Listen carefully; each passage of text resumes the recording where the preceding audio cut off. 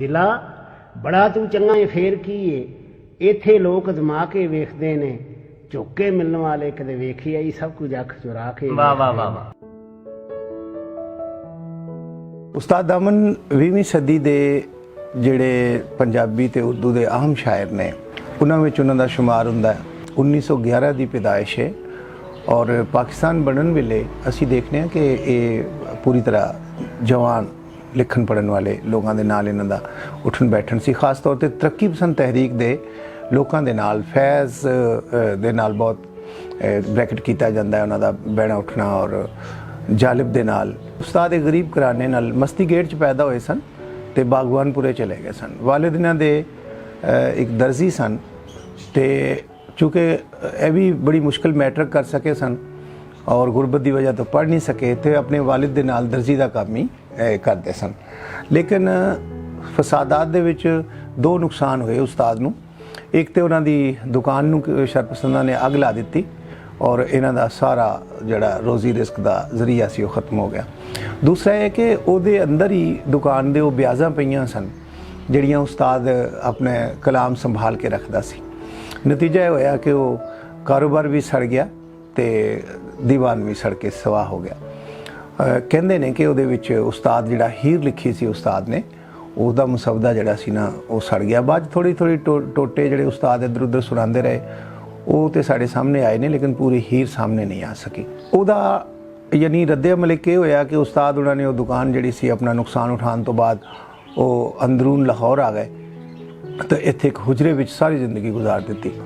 ਔਰ ਦੂਸਰਾ ਉਹਨਾਂ ਨੇ ਕਲਾਮ ਲਿਖਣ ਤੋਂ ਇੱਕ ਅਜੀਬ ਉਹਨਾਂ ਨੂੰ ਵਹਿਸ਼ਤ ਹੋਣਾ ਸ਼ੁਰੂ ਹੋ ਗਈ ਕਿ ਉਹਨਾਂ ਨੇ ਉਸ ਤੋਂ ਬਾਅਦ ਕਦੀ ਵੀ ਕੋਈ ਆਪਣਾ ਕਲਾਮ ਜਿਹੜਾ ਸੰਭਾਲ ਕੇ ਨਹੀਂ ਰੱਖਿਆ। ਪੰਜਾਬ ਦੇ ਵਿੱਚੋਂ ਆਪਣਾ ਫੈਜ਼ ਨੂੰ ਦੇਖ ਲਓ, ਇਕਬਾਲ ਨੂੰ ਦੇਖ ਲਓ ਔਰ ਜਿੰਨੇ ਬੜੇ ਨਾਂ ਨੇ ਉਹ ਸਾਰੇ ਉਰਦੂ 'ਚ ਹੀ ਕਹਿ ਸੁਣ ਰਹੇ ਸਨ।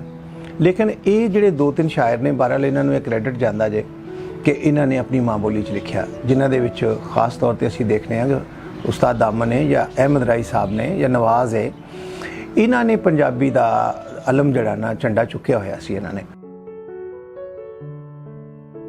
ਜਿੱਥੇ ਉਹ ਇੱਕ ਬੜੇ ਸ਼ਾਇਰ ਦੇ ਤੌਰ ਤੇ ਸਾਹਮਣੇ ਆਏ ਨੇ ਉੱਥੇ ਅਸੀਂ ਦੇਖਦੇ ਹਾਂ ਕਿ ਫਿਲਮ ਦੇ ਇਬਤਦਾਈ ਮੈਮਾਰਾਂ ਵਿੱਚ ਵੀ ਉਹਨਾਂ ਦਾ ਨਾਂ ਜੇ। ਫਿਲਮ ਦੁਨੀਆ 'ਚ ਕਦੀ ਕਦੀ ਕੋਈ ਗਾਣਾ ਜਿਹੜਾ ਹੈ ਉਸਤਾਦ ਦਾਮਨ ਦਾ ਵੀ ਸਾਹਮਣੇ ਆਉਂਦਾ। 95 ਇੱਕ ਫਿਲਮ ਹੈ ਜਿਹੜੀ ਨੂਰਜਹਾਨ ਦੀ ਗਾਲਿਬਨ ਹਦਾਇਤ ਦੇ ਵਿੱਚ ਬਣੀ ਸੀ, ਉਸ ਫਿਲਮ ਦੇ ਗਾਣੇ ਉਸਤਾਦ ਦਾਮਨ ਦੇ ਨੇ। ਇਸੇ ਤਰ੍ਹਾਂ ਇਹ ਜਿਹੜੀ ਸਾਡੀ ਕਹਾਣੀ ਹੈ ਰੋਮਾਨਵੀ ਦਾਸਤਾਨ ਹੈ ਮਿਰਜ਼ਾ ਸਾਹਿਬਾ, ਉਹਦੇ ਵਿੱਚ ਵੀ ਹੀਰ ਪਾਈ ਗਈ।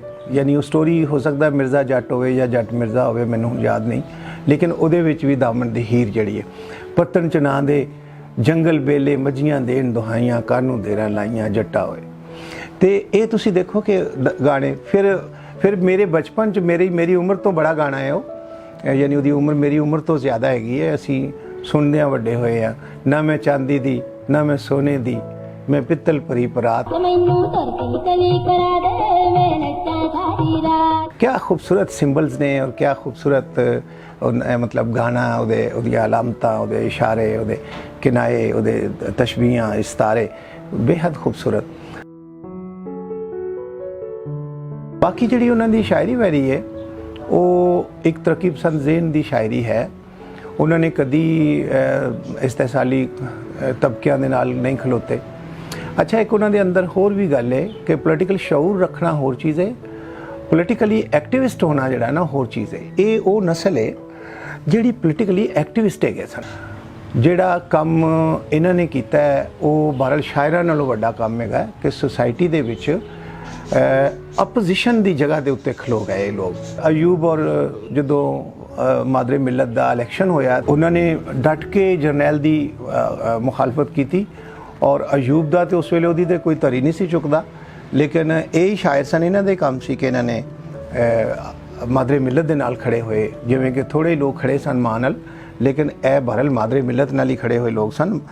चंद दी चाननी हेठ खलो गए आ, ना धुप वाला ना छां वाला, पुत्र नाल मुकाबला मां दा है, पुत्र असी भी आ अपनी मां वाला, सानू सदर दे साए दी लोड़ कोई नहीं, असी ठंडी बहिश्तां दी छां वाला। ज़्यादा भी उन्हें कहा कि मेरे मुल्क दे दो खुदा ला इला ते माशाअल्लाह। जदों सारियां ज़बानां चुप होण ਜਦੋਂ ਡਰ ਦੇ ਮਾਰੇ ਕੋਈ ਗੱਲ ਨਾ ਕਰਦਾ ਹੋਵੇ ਤੇ ਉਸ ਵੇਲੇ ਜਿਹੜਾ ਬੰਦਾ ਸਾਹਮਣੇ ਆਵੇ, ਜਿਹੜਾ ਬੰਦਾ ਗੱਲ ਕਰੇ ਔਰ ਜਾਨ ਆਪਣੀ ਤਲੀ ਤੇ ਰੱਖ ਕੇ ਗੱਲ ਕਰੇ, ਇਹ ਜਿਹੜੀ ਸੂਰਤ ਹਾਲ ਹੈ ਇਹਦੇ 'ਚ ਉਹਦੀ ਇੱਜ਼ਤ ਔਰ ਉਹਦੀ ਸ਼ਾਨ ਜਿਹੜੀ ਹੈ ਵੱਧ ਜਾਂਦੀ ਹੈ। ਇਹ ਉਹ ਲੋਕ ਸਨ ਜਿਨ੍ਹਾਂ ਦੇ ਨਜ਼ਰੀਏ ਸਨ, ਜਿਨ੍ਹਾਂ ਨੇ ਦੁਨੀਆ ਬਦਲਣ ਦੇ ख्वाब ਵੇਖੇ, ਜਿਨ੍ਹਾਂ ਨੇ ਆਪਣੇ ਆਸ-ਪਾਸ ਲੋਕਾਂ ਦੀ ਭੁੱਖ ਔਰ ਨੰਗ ਨੂੰ ਮਹਿਸੂਸ ਕੀਤਾ ਔਰ ਉਹਦੇ ਤੇ ਸ਼ਾਇਰੀ ਕੀਤੀ ਔਰ ਅਮਲਨ ਦੁਨੀਆ ਨੂੰ ਬਦਲਣ ਲਈ ਔਰ ਦੁਨੀਆ ਦੇ ਡੁੱਬਦੇ ਜਜ਼ੀਰੇ ਤੇ ਆਪਣੇ ਹਿੱਸੇ ਦੀ ਮਿੱਟੀ ਪਾਉਣ ਦੀ ਕੋਸ਼ਿਸ਼ ਕੀਤੀ ਉਹਨਾਂ ਨੇ ਤਾਂ ਕਿ ਇਹਨੂੰ ਬਚਾਇਆ ਜਾ ਸਕੇ।